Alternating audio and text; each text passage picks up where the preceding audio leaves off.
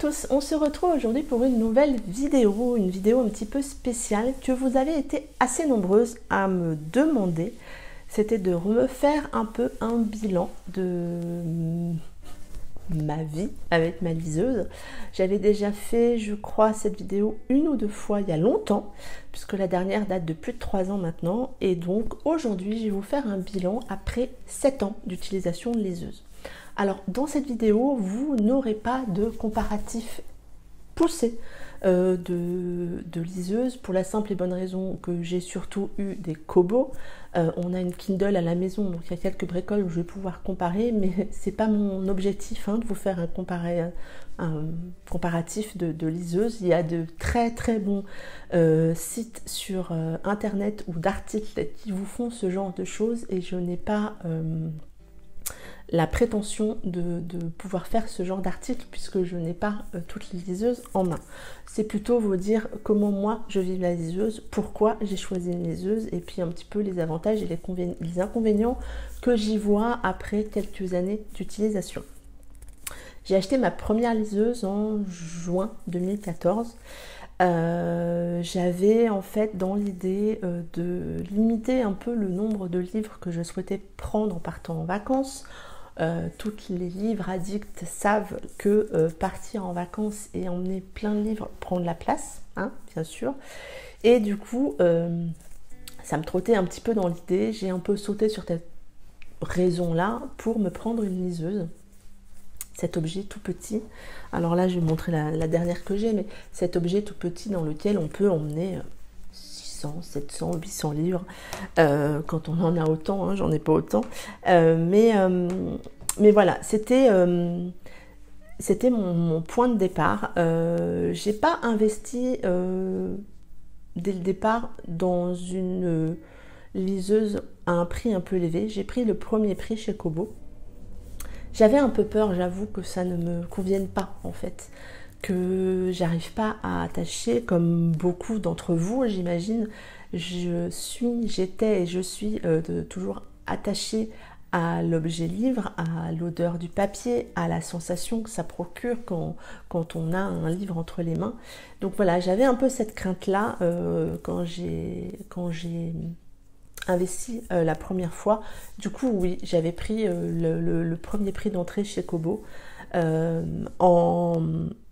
Donc il n'y avait pas d'éclairage. Et à l'époque, je dis ça parce que je trouve qu'en 7 ans, Kobo a beaucoup évolué.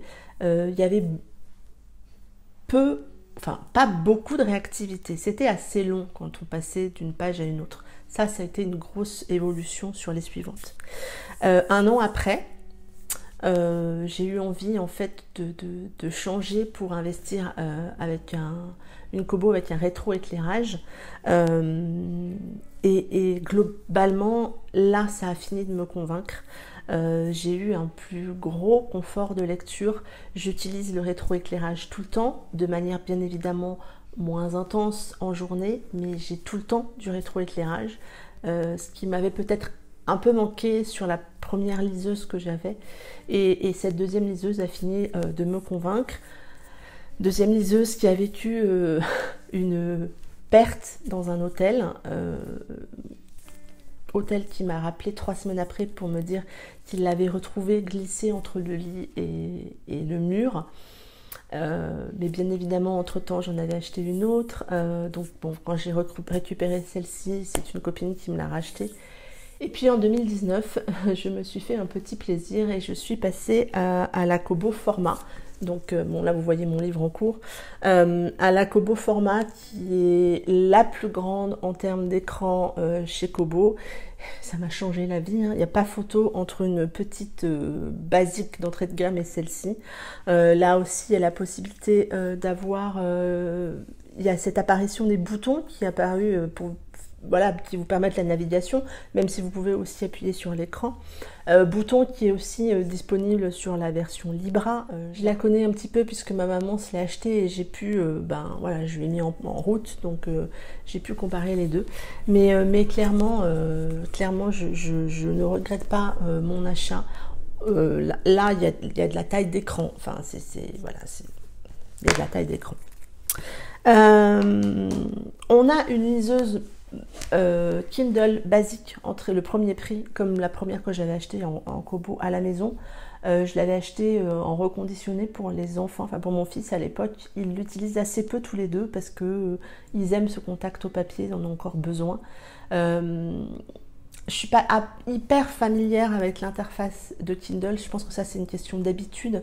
Je pense que quand on a une Kindle et qu'on a une Kobo entre les mains, l'interface nous convient moins. Ben moi c'est l'inverse. J'ai toujours eu l'interface Kobo entre les mains. Du coup je me sens moins à l'aise quand je navigue sur la Kindle. Mais globalement je pense que les deux modèles se valent. Après je connais pas les autres.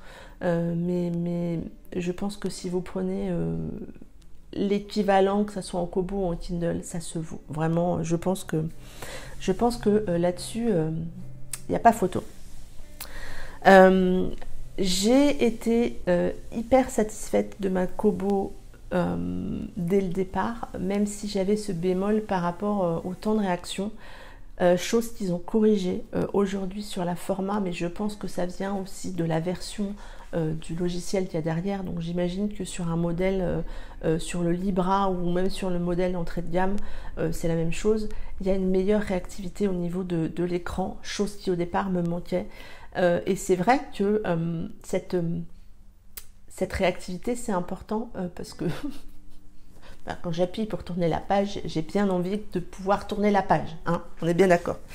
Et du coup, je trouve que là-dessus, ils ont rattrapé Kindle parce que s'il y a bien un truc que j'avais vu sur la Kindle des enfants, c'est qu'il y avait une bonne réactivité, qui était meilleure que celle que moi j'avais avec ma Kobo à l'époque.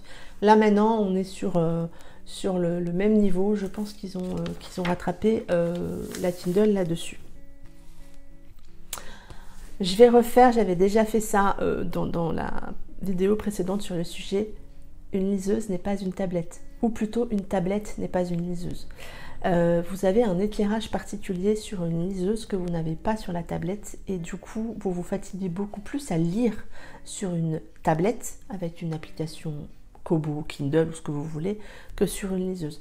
Je vois encore beaucoup de gens qui lisent du numérique sur des tablettes. Attention à vos yeux.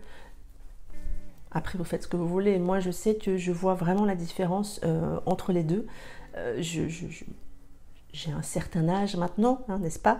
Et du coup, je vois la fatigue différente quand je lis sur une tablette et quand je lis sur une liseuse. Donc, attention, je lance pas de polémique, vous faites ce que vous voulez. Moi, c'est juste un conseil que je vous donne. Je sais que c'est un investissement au départ et que quand on a une tablette à la maison, c'est tentant de lire des livres numériques sur la tablette. Faites attention à vos yeux. Je vais maintenant vous parler, moi, des avantages et des inconvénients que je vois à une liseuse. Je vous avoue qu'il y a beaucoup plus d'avantages listés sur mes notes, hein, parce que j'ai un petit peu préparé cette vidéo, en tout cas plus que certaines autres. Le premier avantage que j'y vois, c'est le confort de lecture. Il n'y a pas photo. Vous pouvez changer la taille de la police, vous pouvez changer la police, vous pouvez changer l'écart entre les lignes, vous pouvez changer les marges, vous pouvez tout changer. La luminosité de l'écran, vous avez... alors, est-ce que ça va passer à l'écran? Bonne question.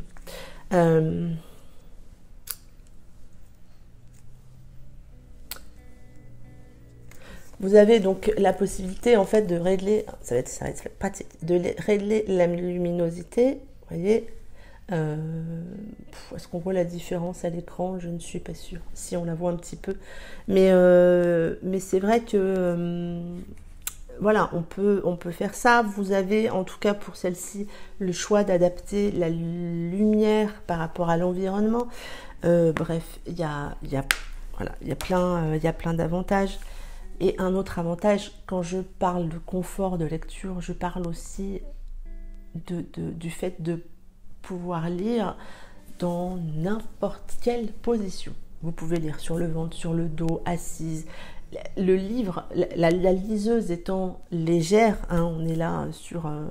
voilà, c'est plus facile, ça se tient à une main. Donc du coup, par exemple, au petit-déj, vous avez vos deux mains en lisant.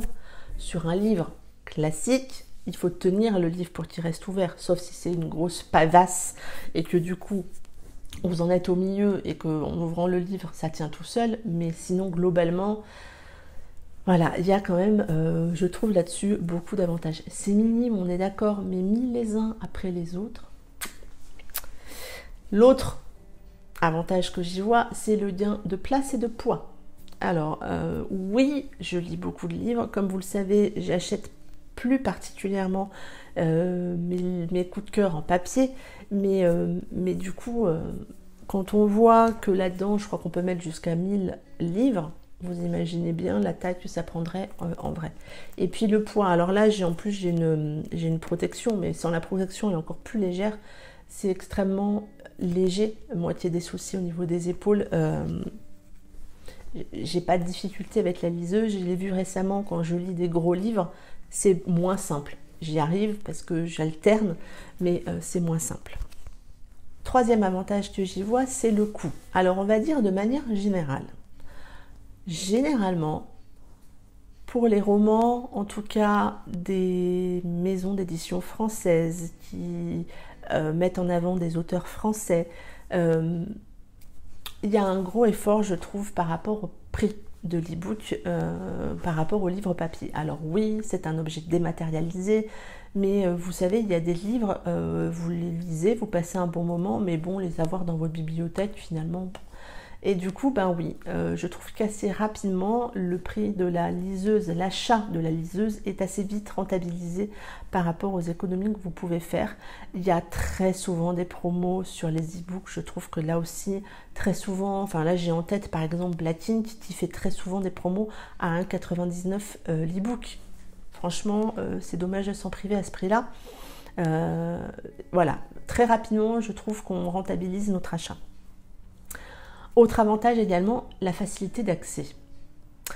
Je vous parle ici de ma maman qui, lors du premier confinement, n'avait pas de liseuse. Et un jour au téléphone, elle me dit « J'ai encore quelques livres à lire, mais après, je n'ai plus rien à voir. » Du coup, à l'été, elle s'est acheté une liseuse et du coup, il n'y a plus cette crainte de ne plus avoir de livres. Alors, c'est un cas particulier, on est bien d'accord. Moi, ce que j'y vois, c'est surtout la possibilité d'accès partout. Je me souviens d'un roman que j'ai vu passer... D'ailleurs, c'est le premier roman que j'ai lu de Blandine. Je vous dis ça parce que c'est le roman de Blandine qu'on voyait sur ma liseuse.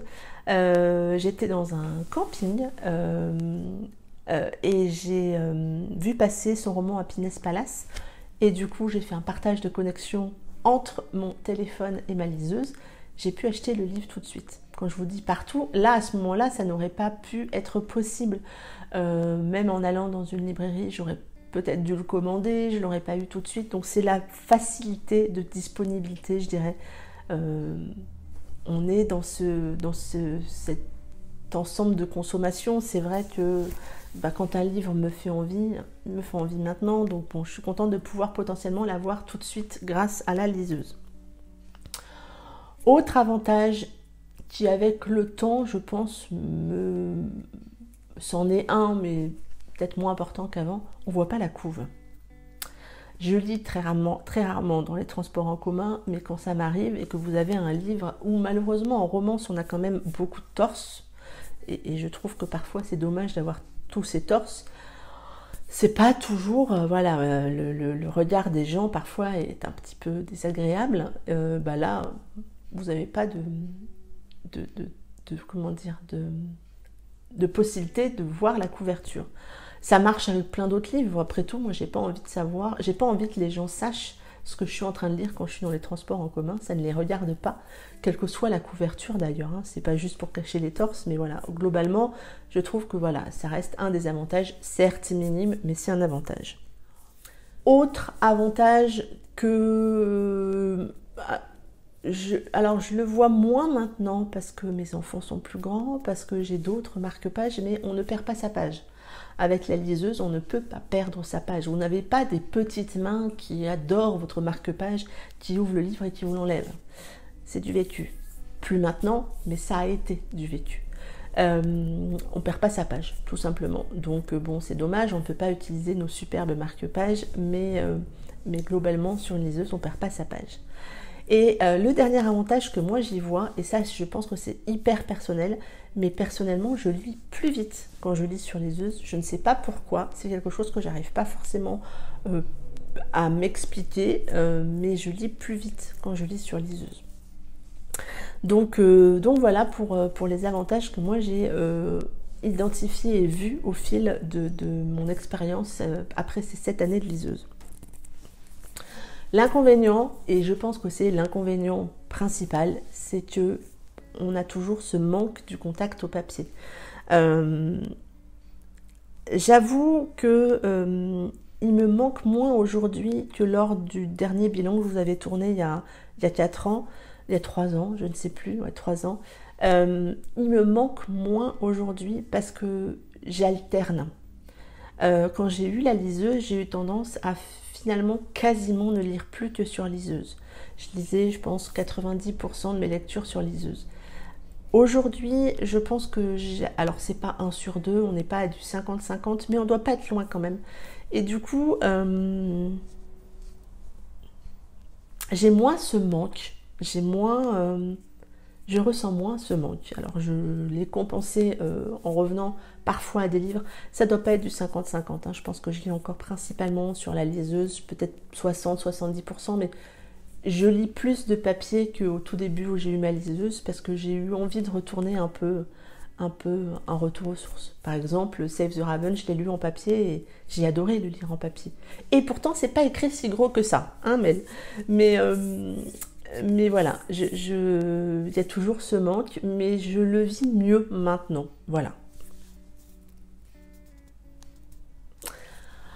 Un autre inconvénient que j'y vois, c'est que du coup, quand j'ai un coup de cœur, je paye 2 fois. Alors, sauf quand je reçois le service presse en numérique, mais quand j'achète le livre en numérique et qu'ensuite je m'achète le livre en papier, je le paye 2 fois. Alors, pas 2 fois du prix papier, on est bien d'accord, parce que, comme je vous le disais tout à l'heure, le prix du numérique reste assez raisonnable, je trouve, et assez abordable la plupart du temps, on est bien d'accord, parce que bon, j'ai vu certains prix de numérique à des prix, autant acheter le papier. Bon, j'avoue que ça ne me dérange pas plus que ça, parce que à partir du moment où c'est un coup de cœur, voilà. Après, c'est vrai que j'ai la chance de recevoir pas mal de services presse numériques aussi, que je ne paye donc pas, et que quand ça devient un coup de cœur, je paye le livre papier, donc je ne le paye qu'une fois. Mais voilà, c'est un peu l'inconvénient. Moi qui aime avoir mes coups de cœur dans ma bibliothèque, c'est un des inconvénients.